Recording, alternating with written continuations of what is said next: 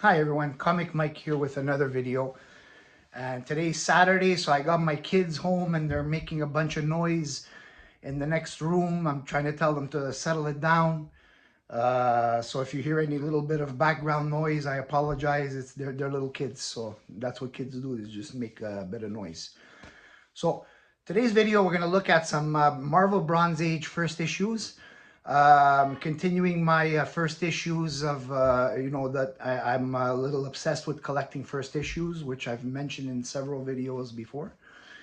And we're going to take a look at some recent pickups that I got the last 2 weeks. All these books, I used to own them. I sold them when I sold the majority of all my collection back in 2013 to 2015, and slowly I'm buying back all the first issues that I once had. Now, first we're going to start with Son of Satan #1 from 1975. We got some Jack Starlin interior pencils, Gil Kane and Mike Esposito cover.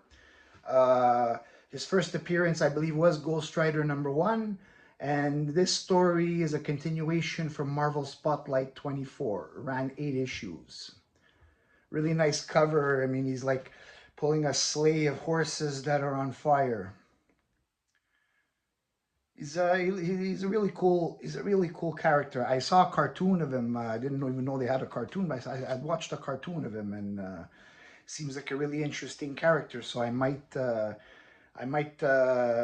if I can get them all like in one shot at a good deal, collect the remainder of the issues. There's only 8 issues in this run, so it's not a huge run. And next,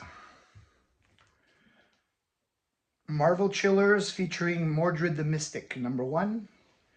I believe this is his first appearance. Also a nice cover. And he was created by Bill Mantlo, Young Montaro, and Marv Wolfman.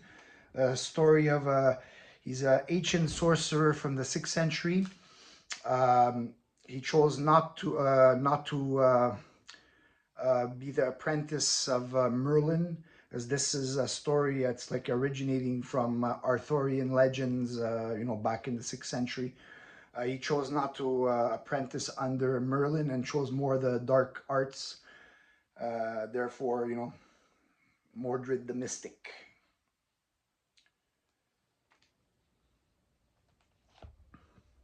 And that one ran 7 issues.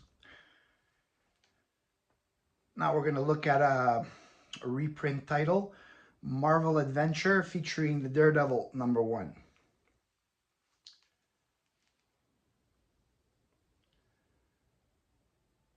Nice copy. This one, The Gladiator and the Masked Marauder. Now, this one ran 6 issues, written by Stan Lee, cover by Gene Colan, Dick Ayers, and Frank Giacoia, art interior. Reprints Daredevil issue #22. And the next one we have here is another reprint story title, Marvel Super Action #1, featuring Captain America, a big premiere issue.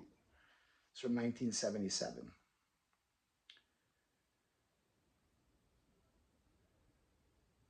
Now this one reprints Captain America 100, and these titles were more. They were all reprinted stories. Ran 37 issues, all reprinted stories. I guess it was also like a sales tactic, because what they could do by having a new title, reprinting stories, is they can go down their library of all the stories that they had written, from the 60s, and they can, reuse the same titles, create more titles, new titles, get extra sales on recycled stories. A lot of the companies did it. I mean, I think pretty much all of them at one point did that, where they would recycle stories of the past, you know, and create new titles. You know, it was a common thing among comic book companies at the time. And the last one here is, there's only 5 in this video, so it's a short video. One of my favorite cartoons as a kid, the Flintstones, #1 from 1977. Really nice cover. I love the Flintstones. This one here ran 9 issues, covered by Roger Armstrong, and they have like a reel over here of all other Hanna-Barbera characters. I grew up with the Hanna-Barbera characters. It was part of my youth, and I still love those characters because they, you know, once it's imprinted in your brain from such a young age, they become part of your life. If I were to show Flintstones to my kids now, they have absolutely no interest in it. I don't know the way it was, let's say, in the United States when you would watch the Flintstones cartoons, but here in Canada, it would play every weekday at noon, 12 o'clock. So we would finish school, we would hurry home to have lunch, because at the time our schools were very close, walking distance, and we would eat lunch, watch Flintstones, and head back to school. And that was several years of that, up until I finished elementary school. And then when I had to go way farther to other schools, that we had to take a bus, and then it was no longer feasible to do that. But it was a part of my youth, and I love the Flintstones even to this day. And my opinion, Betty is hotter than Wilma. That's just my opinion. Everyone could have their opinion, but I still think Betty is much hotter than Wilma. And that's it for the books for this video. I just want to do a few shout outs of other channels that I watch. You know, in case you haven't seen them, give them a chance, take a look. The first one, I'm just going to shout it out. I'm sure everybody already knows this one, is Alex the Comic Hoarder. He's one of my favorite channels to watch. He's constantly comes out with good material and shows a lot of great books. Shows how to buy small keys, keep them, sell them to acquire the big keys. So using the hobby to fund itself, it's always a good way to do it. I also try to do that too. And there's Alex the Comic Hoarder. He's a big channel, so he's well known pretty much to everybody. But I'd just like to say a shout out to him that I enjoy his channel very much. Next is Randall's Comics and You Know.